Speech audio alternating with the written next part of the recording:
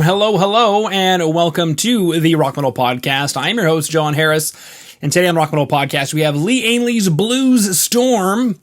They have a new album called Evolution, which released on February 21st, 2020 via Epictronic Records. Right now I'm being joined by LEE herself to share some more information about this stellar release. So LEE, welcome to the show.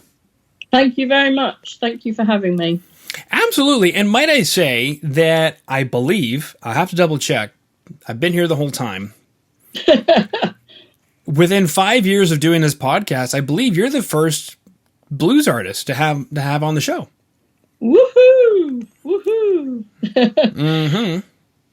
Is that mainly because blues is generally thought of being, of a particular type of blues, because we are a blues band, but we're a blues rock band predominantly, and I guess you couldn't really say that our music is exactly what people think of when you think of blues, but everything that we write, everything that we do is born of that love of that particular genre of music and the feel that you get from creating that type of music. Mm-hmm. Yeah, you bring up something very interesting, and I guess that's because when I think of blues, I think of the birth of rock and roll. Like without blues, there would have been no Elvis. There would have been, if there was no Elvis, there would have been no Beatles, and we can just keep going down the line. And so I guess, at what point or what is it? We're 70% blues, 30% rock. Like how do you come up with that? Because as you're mentioning that, I've definitely had some bluesy rock bands on the show, but they're way more rock. It's almost like they have this swagger or sexiness to them that we could call blues, even though if you listen to Muddy Waters, there really isn't anything sexy or swaggery about it. Bless him. Yes, it's a difficult one. I mean, when we first started out many years ago now, it was, we were doing sort of pure blues and we were doing a lot of covers, and it wasn't until someone actually said to me, you've got such a great setup, and with the female vocals as well, it's very different. Do you write your own music? And I said, well, yeah, I do. I do write my own songs, and my daughter Tori, who's the other lead singer and rhythm guitarist, she writes songs as well. And we hadn't really thought of, doing that kind of thing, because we weren't sure that the sort of stuff that we would write would fit in with effectively what we were, which was a blues rock band. But as it turns out, it seems to be that predominantly that's what we are good at writing. So, therein lies the genesis of the band, to the point where we've managed to create the album Evolution. Mm-hmm. So we're not a pure blues band, we're not a pure rock band. It's very difficult actually to put us into a specific genre, because we know lots of bands that are out on tour, in the UK and in Europe, and they come under the blues rock genre, and they are specifically blues rock. Everything about them is blues rock. Everything that we've got is tinted with that, and some of it is more highlighted and tinted than other songs, but definitely we have got a sound that is unique to us, I think. Mm-hmm, absolutely. Now, so you mentioned Genesis to Evolution, and we have this album Evolution now. Mm-hmm. Take us through this record. You mentioned what went into creating the record, so let's start there. What did go into creating that record? And I mean, it's a broad stroke question, so take it as deep and as far as you want to go. It could be from the genesis to where we are now. It could be just the production of the record. It could be a theme to the record. Whatever, take it away. Okay, so I suppose we have to go back a little while, because we have to go back to the point in which we decided to start writing our own original material and stop just doing blues covers. And that happened, a few years ago now, when my daughter Tori joined the band. She was 16 years old when she joined, just as a rhythm guitarist, to give her, I suppose, an experience of what it's like to be in a a semi-professional band, a band that was touring a band that wasn't just doing what we call pub gigs, and to give her the outlet for her own creative abilities. She wanted to do a music degree at our local music college here in the Brighton area, which is called BIM.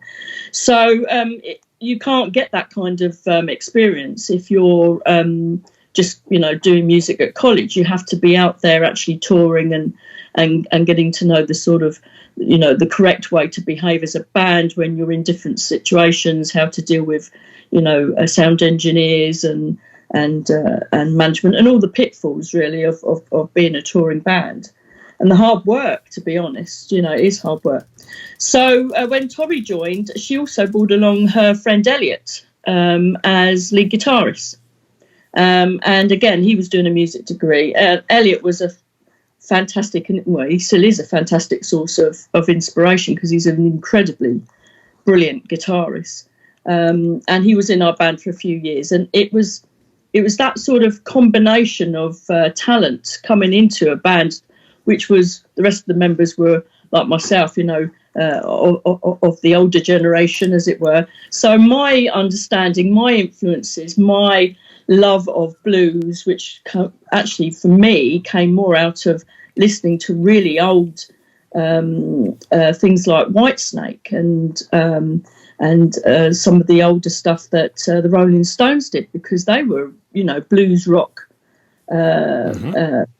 sort of creations that they were doing very early on in their career before they, branched out to become major rock bands. So, but I liked all the older stuff and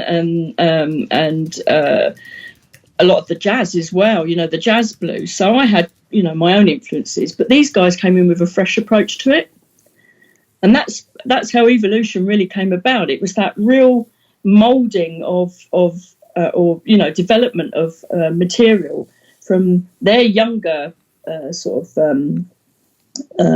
ideas and sort of take on what the blues actually was, and then the older ones in the group, of which I'm included, bringing in our influences as well. So you get this really nice mix of ideas, and that's why I think it's the album is not something where you can say, oh, that's definitely blues or that's definitely rock. You've got a real mix of stuff going on in there. You've got the younger influence and the older influence going on, and with Elliot's guitar riffs that he produces, it was unbelievable. He's so talented. He's not in the band anymore because he went on to do another degree course, so he needed to study. The guitarist that we brought in to replace him, who's absolutely brilliant as well, we're starting to write more material with him, but Tori's still in the band. We still have her influence. But then we also changed out our bass player and our drummer at one point as well, just before we sort of finalised a lot of the songs on the album. And so one in particular, Emotionally Compromised, was actually the composition of the music for that. My husband actually put together. So that was actually another influence. So now you've got more than two songwriters in the band. You've now got, 4 and now even 5 songwriters. So that's why I think you get those different influences from it, because we've all got something to put into the pot, if that makes sense. So when we first started writing Evolution, it was predominantly myself and Tori that were writing the songs, with Elliot developing all the guitar parts and the main musical composition. But then we changed out bass player and guitarist bass player and drummer, and suddenly now you have another influence coming in, and that's how we managed to produce the album in its totality, with all the different feels that it has. There's everything in there from sort of the more jazzy sort of blues, which is what Wintercoat is, to the heavier end of things, which is Lonely Hunter. So, yeah. Mm-hmm. You mentioned quite a few things there, notably Rolling Stones, which are a classic blues rock band. I know in the beginning we had mentioned, if there weren't blues, there wouldn't have been Elvis. And if there hadn't been Elvis, there wouldn't have been the Beatles. But the Rolling Stones are also heavily influenced by. Yeah, a lot of their early stuff, I really, really loved that. But as I said, even bands like, Whitesnake, their very early albums were very, very blues driven, and I absolutely love some of their very early stuff that they did. Before the girls on cars, is what you're saying. Sorry? Before the girls on the hood of the car? We can do without all of that. When I love Whitesnake, probably too much. The whole glam metal, 80s metal, hair metal, whatever you want to call it thing, I love probably too much. And Whitesnake is obviously right up there for me. Yeah. But I can't help but think of all the music video. And it's probably only one music video, but it's still stuck in my head that there's like this girl on the hood of a car while, Well, see, if you're going to go down that route, then I'd have to say the band that I loved watching the most from that sort of era was Van Halen. I absolutely love really early Van Halen stuff. Yeah. Bluesy. Really good. Yeah, and bluesy as well. Yeah, absolutely. Yeah, very, very bluesy. They're my sort of influences. I'd be lying if I didn't say that, I love a lot of the, what we call the true blues, the John Lee Hooker stuff and, Muddy Waters and all that. Of course, I absolutely adore that kind of music, but bringing it into my own creativity, because I edge more towards the rock end of things, then the other influences are more predominant for me. Yeah. Well, I mean, even E minor blues shows up in Pantera. It shows up in Metallica. So it's got quite a bit of influence. And then even if we want to go so far as to suggest that the albums Load and Reload by Metallica were a bit darker, a bit bluesier. Yeah, you hear it in everything. You can't not hear it in everything because, as you say, it was the beginning of what we call rock music. Now, you also mentioned an updated rhythm section or a new rhythm section, bass player and drummer, and that can change everything. Going back to Rolling Stones, that rhythm section was incredible. Yeah. And how they did things. And we mentioned quite a few bands that had incredible rhythm sections. If you think about Paul and Ringo, for example, that is an incredible rhythm section. So how did that end up changing the dynamic of the group? Because if we think about the rhythm section that is the Rolling Stones and the rhythm section that is the Beatles, we've got two completely different takes on bass and drums. So how did that end up changing the dynamic for you guys? We became a little bit more raw, a little bit more edgy. I'd say that we got heavier, definitely a much heavier feel. And it took a while for us to sort of knit that together because we've been used to playing in a particular way. But my husband, who is the bass player, was our roadie before he became the bass player. So he already knew all of the songs that we had in our sort of catalogue, if you like. So him being able to sort of fit in with the band was easy. And obviously he was used to playing with my daughter because we've got a studio here at home, and they would regularly go in and he would teach her things on the bass and keyboards and stuff like that, and they both of them together are very creative in that respect. And our drummer Dave Atkin is a much heavier, more rock styled drummer than our original drummer, who was much more of a straight blues drummer. So it has made us a little bit more raw, a little bit more edgy, definitely heavier in our overall sound. And our new guitarist, Dave Moss, who took over from Elliot, again, he's got a more edgy sort of method of playing, way of playing his guitar compared to Elliot. I mean, Elliot was absolutely brilliant, absolute genius. But, Dave Moss is a great guitarist too. And it's really, I think it's filled our sound out. I think that's the best way of describing it. It's really filled out what we do. Yeah. Mm-hmm. Which we're then hearing on the record Evolution. Is that correct? Yeah. Yeah. Okay. Now you mentioned sitting down to write songs and then bringing in other elements. So how do you guys go about writing a song? Is it like an acoustic guitar, like a campfire thing? how? Oh God, I wish. No, it's crazy the way that we do it, because there is no particular method. For example, when I write a song, because I don't play an instrument, then I have a very peculiar way of doing it, because the way that songs come to me is in their entirety.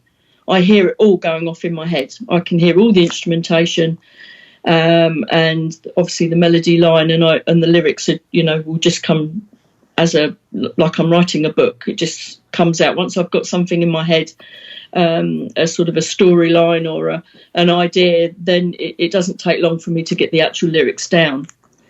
But I can't then play an instrument to show the guys what it is that I require. So I literally have to sing the parts,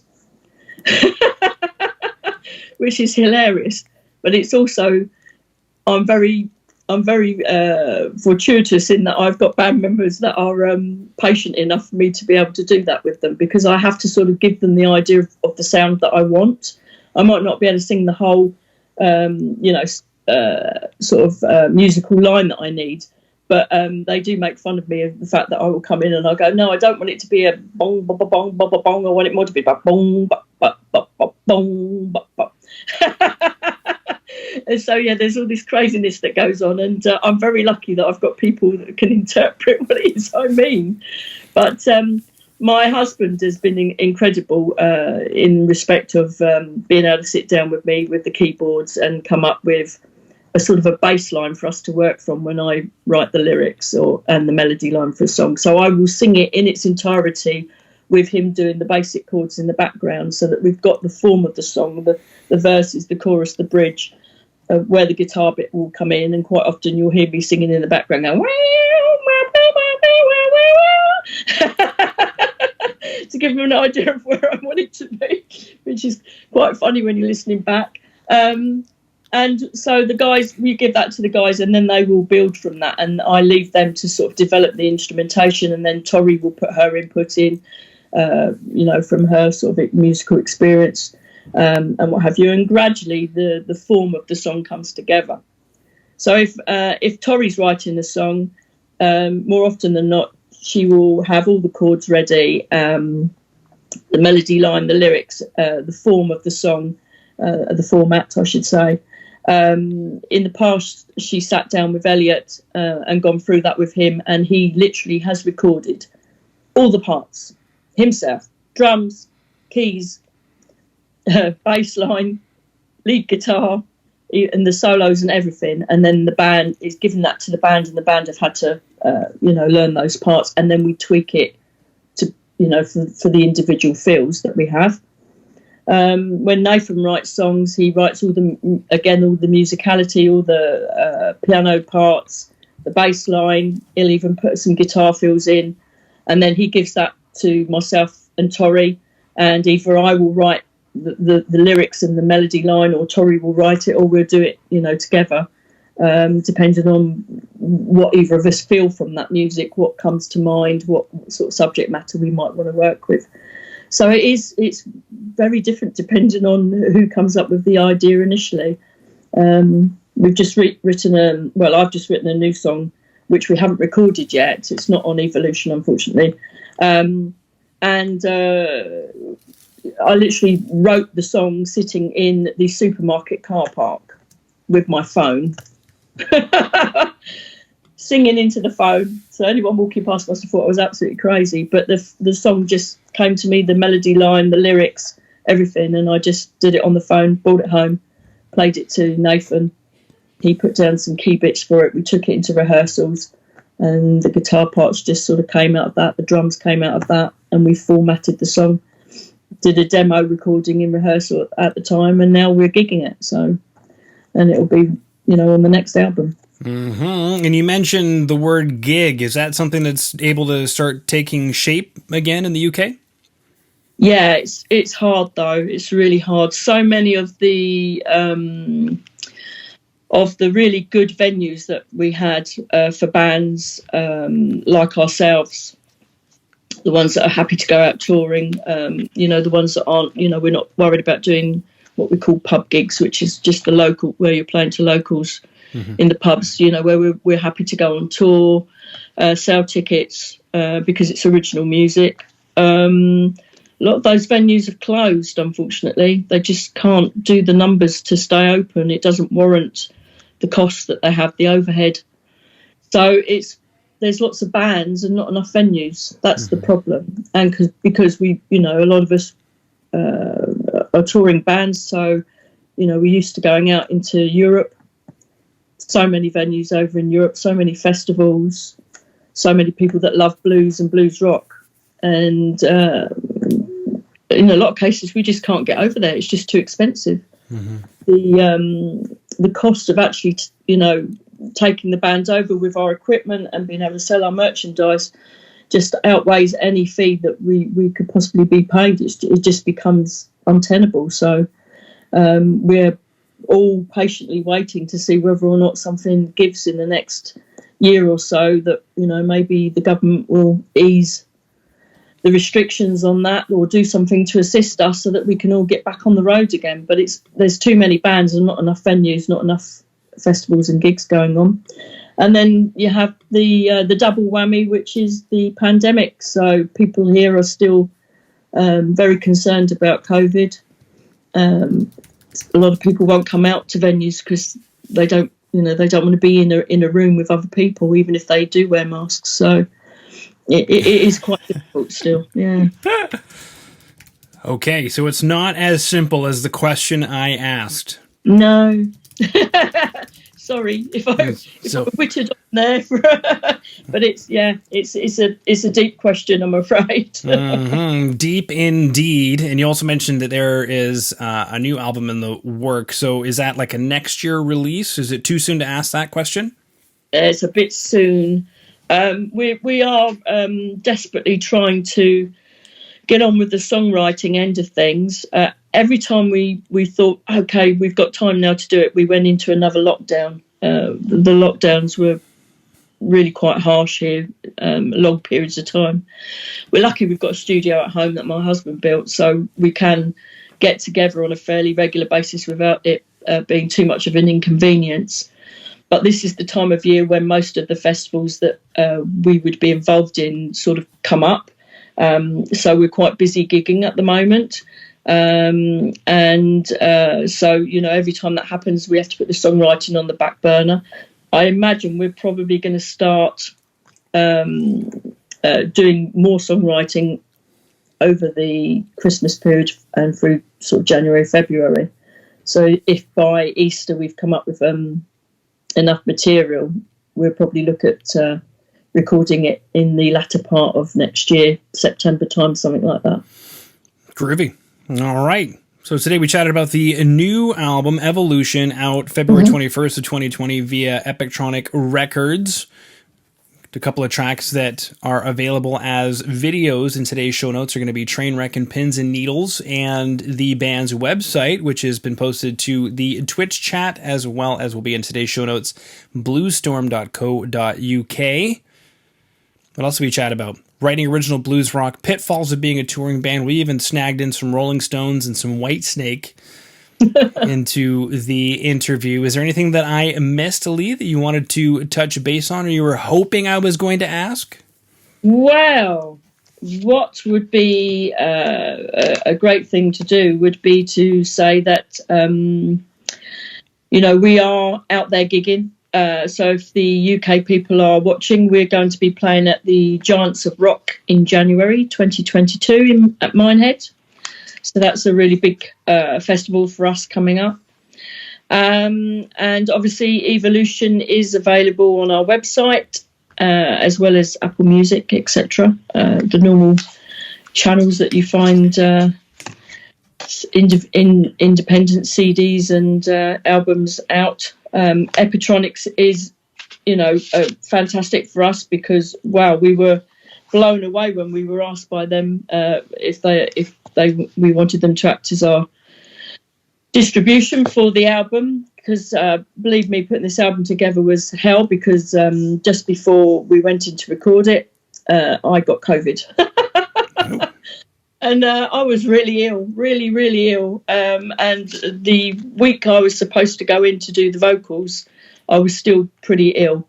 And I had a terrible cough. And the only way I could stop the cough was with rum and coke. So I actually drank a very large glass of rum and coke just before each take to get myself through it. But yeah, the Evolution album is out there still on sale for those that want to go and partake. And please support live music, because without it, we're all dead in the water. Very true. All right. Well, Lee, thank you so much for coming on to the Rock Metal Podcast today. Thank you so much for having me.